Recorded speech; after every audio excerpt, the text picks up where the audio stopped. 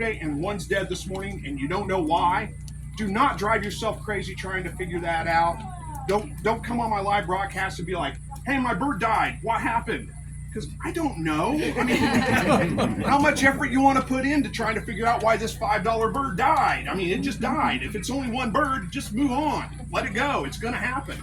But to your point, I've never actually tried putting a division in the hutch because that's a lot of work for me to try to put a divider in there and keep the birds separate, keep them fed and keep them watered and all those kinds of things. But it's probably a good option. It would probably work really well. I'm doing it right now, but I haven't taken out the divider. Well, the you bird can tell is us healing, so I don't want it to die. I've had birds, I get it. I've been doing this a long time, so I mean, I was at that point one time too where I was like, oh, this bird's hurt. What do I do? How do I? And now I'm just like, oh, the bird's hurt. Okay, hope you make it, man. And I'll watch them, and I'll stand out there and I'll keep an eye. So if I see a bird coming up and attacking that bird, I'm like, it's you, and he goes to the freezer. It feels like if they have blood already, they won't stop until. Sometimes they won't, but a lot of times they do. I mean, I've had birds get beat up, look bad. I had a bird lose a leg one time. I had a fox coming up, was grabbing their legs to the bottom of the hutch, pulling their legs off. And I told this story last year, but I'll tell it again. So I got to the hutch. I'm like, oh my gosh, that bird's got missing a leg. He was hopping around on one leg. And I thought, I should probably process that bird, put him down. But then I kind of got the visions of that, like Monty Python, I'm not dead yet, that kind of thing. I thought, it seems like he's doing okay. So he lived for 1.5 years, one leg. It's fine. Got around just fine. Still bred the hens, everything. Just fine, no problems. They can recover from some pretty bad injuries. I've had birds have their eyes pecked out, like one eye. As long as they got one eye still good, they're fine. And they never have an issue again, ever. I'll let you know. Yeah, let me know how it works, because I'm kind of curious. I haven't actually tried that because, like I said, it's a $5 bird. I mean, it's how much effort do I want? I mean, I could just hatch out another 60 in a week. I don't need to really worry about one $5 bird. If he dies, unfortunately. One thing I will say, too, if I have a bird that dies and I don't know why, I don't need that bird. If you don't know what happened to it and why it happened, I mean, it goes out, feeds the wildlife. It's not for me. If you're in doubt, throw it out. That's kind of my general rule. So I don't know if that answered your question you had about the sandboxes. I'd seem like the more that sand gets compacted, they have a harder time throwing that home like they do and stuff. If it's as long as it's not getting wet, like rainwater or something in there, it doesn't really compact down. The droppings dry out and they just go right in there with the sand. It's not that big of an issue, really. When it starts, what happens is the more droppings that build up in there, the more dust you get. When it starts getting overly dusty, that's when I clean it out.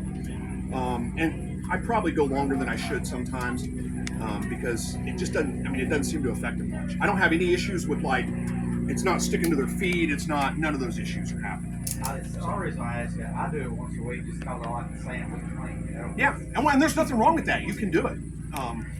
I'm not going to pick on you for being overly, cleaning your quail. People ask me, how often do you wash your quail hutches out? Never. Never wash them out because why? They don't get that dirty. With the wire cages, all the droppings fall through. And I don't have any issues with, manure sticking to feet. With having the sandbox in there, another big benefit is they lay almost all their eggs in the sandbox. And they come out super clean. I hardly ever have anything stuck to an egg. And if you've ever raised birds before, quail are just as bad as chickens, that almost always there's poop on the eggs, right? Not with the sandbox. They come out look like you washed them. They come out clean. Very seldom do I have ever anything stuck to them. So I want to open it up for some questions because I don't want to just sit up here and babble. I only got 45 minutes and we have used 15 of them, 17 of them so far. Go ahead. What about winter when you got freezing? Uh-huh. How do you deal with their water? And I figure all you got to do is keep them dry and out of the wind, right? Yeah. As long as they stay dry, out of the wind, they're fine. As far as what to do with their water, I just let them. I fight it out. No, I'm kidding. I put I use a heated waterer right now. So I run an extension cord out to my hutches. I pare down my quail in the winter, so I've only got one hutch. I've got a small amount of birds in there, just enough to kind of start up. I pare down to usually 15 or so birds. Oh, you know what I didn't talk about? Hen to rooster ratio. Let me talk about that real quick and then I'll kind of get back to that. I'm sorry.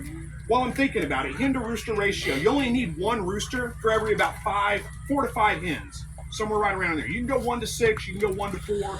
Don't go below 1 to 4. If you do, you're going to end up with your hens getting overly bred. They won't have any feathers on their head. because the roosters grab their feathers on the back of their head when they breed. So it's kind of violent, actually. It looks awful, but that's what they do. It's normal. And you're gonna, no matter how many roosters you have in there, you're gonna have hens with bald patches on the back of their head. That's not aggression. That's just breeding behavior. But 1 to 5, 1 to 4, that's going to give you good fertility in your eggs, and it's going to keep from overbreeding your hens. And a lot of times that will lead to aggression. If your hens, like you got, 1 for every 3 hens in there, and the roosters are just doing nothing but breeding nonstop, the hens get fed up eventually, and they turn on the roosters and start beating them up. So you don't want to go too crazy with your rooster ratio, if that makes sense. Okay, so back to what you're talking about. I use a heated waterer now. If you guys ever check out my channels, I'm Slightly Redneck on YouTube. If you check it out, I have a link to my Amazon store down there, and I fixed the link. YouTube did something and messed up all the links for a while, but I fixed it now, so it should be working. You can go to my Amazon shop and you can see the one that I use. I can't remember who it was made by. My wife, who's back there on the camera. Everybody look at her, make her embarrassed. So she is actually the one that bought that for me, because I was like, there's no way that'll work. She bought 2 of them for me, and I still thought there's no way that'll work, and it works. So I was wrong.